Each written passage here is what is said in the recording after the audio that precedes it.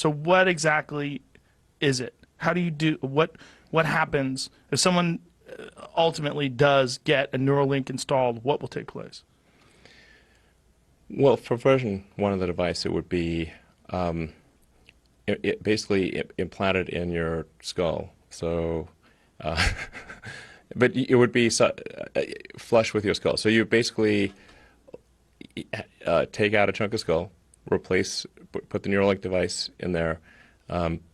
You put the electrode, you'd insert the electrode threads very carefully into the brain, and then you stitch it up, and you wouldn't even know that somebody has it, and so then it can interface basically anywhere in your brain. So it could be something that helps cure, say, eyesight, like returns your eyesight, even if you've lost your optic nerve type of thing. Really? Yeah, absolutely. Hearing, obviously. I mean, pretty much anything that it could, in principle, fix almost anything that is wrong with the brain, and it could restore limb functionality. So if you've got interface into the motor cortex, and then an implant that's that's like a microcontroller in your muscle groups, you could then create a sort of a neural shunt that restores somebody who's a quadriplegic to full functionality, like they can walk around, be normal. Whoa. Yeah. So maybe slightly better. Slightly better over time, yes. You mean with future iterations? Yeah. Like the $6 million man. Although these days that doesn't seem like cheap. much. Yeah. Yeah. $6 billion man. Yeah. So the hole would be small. How big would the hole be that you have to drill and then replace with this piece? It's only one hole? Well, yeah. The device we're working on right now is about an inch in diameter. And your skull's pretty thick, by the way. So skulls are. Mine is, for sure. It might actually literally be. I mean, if you're a big guy, your skull is fairly thick. Skull's is 7 to 14 millimeters. So that's probably a couple of inches. A half inch, half inch thick skull ish. Yeah. So that's a fair bit of we got quite a coconut going on there. It's not like some eggshell. Oh yeah, I believe you. So you basically implant the device. And so it would be like a 1 inch square, or 1 inch in diameter. Yeah, so an inch circle, like a circular. Yeah, I think like a smartwatch or something like that, or. Okay. Yeah. Okay, so you take this 1 inch diameter, like ice fishing, right? You ever go ice fishing? No, but I'd like to. It's great. Yeah. It's really fun. Yeah. So you basically take an auger and you drill through the surface of the ice. Yeah. And you create a small hole, and you can dunk your line in there. So this is like that. You're ice fishing on the top of your skull, and then you cork it. Yeah, and you replace that, say, 1 inch diameter piece of skull with this Neuralink device. And that has a battery and a Bluetooth and a inductive charger. And then you also got to insert the electrodes. So the electrodes are very carefully inserted with our robot that we developed. It's very carefully putting in the electrodes and avoiding any veins or arteries.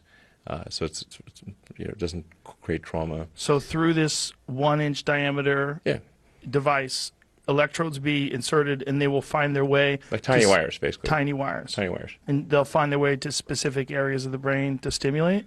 No, you literally put them where they're supposed to go. Oh, okay. Yeah, you insert. How long will these wires be? I mean, they usually go in depending on where it is,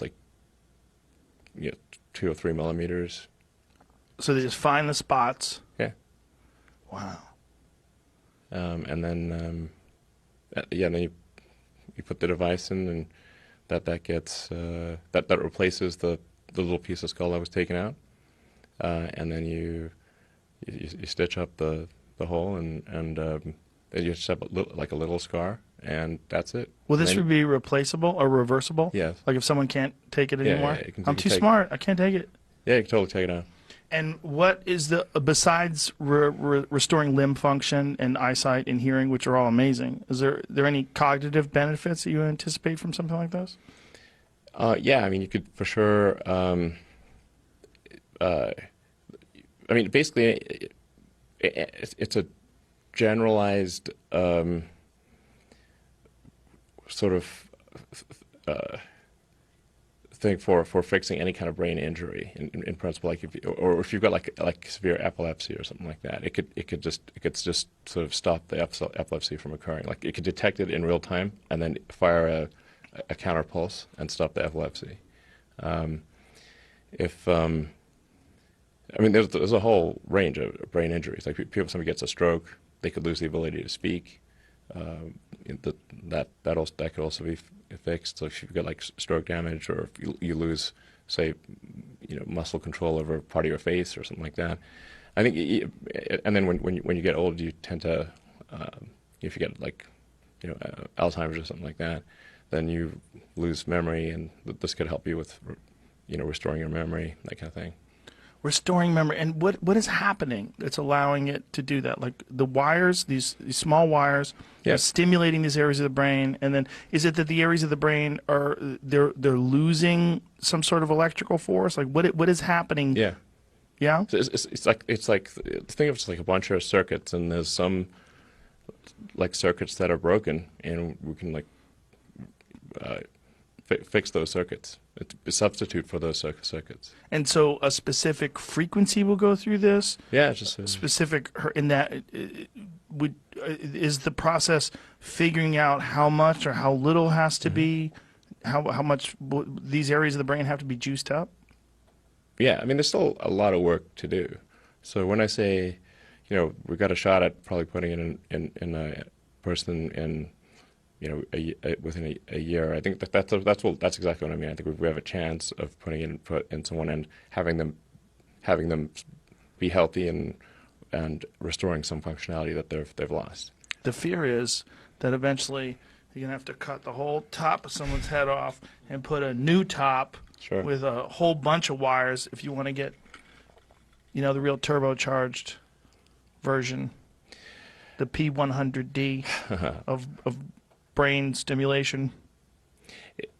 I mean, ultimately, if you want to go with full AI symbiosis, you'll probably want to do something like that. Symbiosis is a scary word when it comes to AI.